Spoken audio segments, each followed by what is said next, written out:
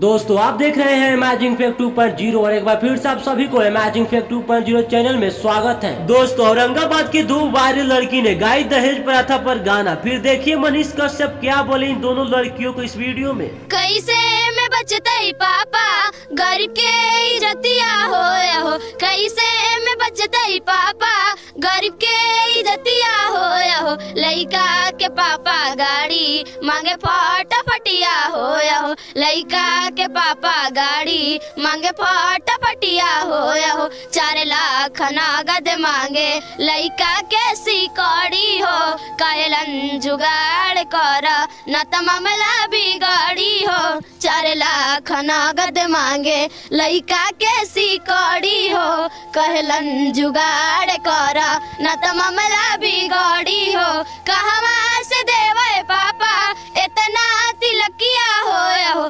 कहवा से देवे पापा इतना तिलकिया हो, लइका के पापा गाड़ी मांगे फटाफटिया हो। तो दोस्तों आप इन दोनों प्यारी लड़कियों के बारे में क्या कहना चाहते हैं नीचे कमेंट करके जरूर बताइएगा। और अभी तक चैनल को सब्सक्राइब नहीं किया है तो प्लीज सब्सक्राइब करके बेल आइकन को दबा लीजिए। मिलते हैं फिर एक नए वीडियो में, तब तक के लिए जय हिंद जय भारत।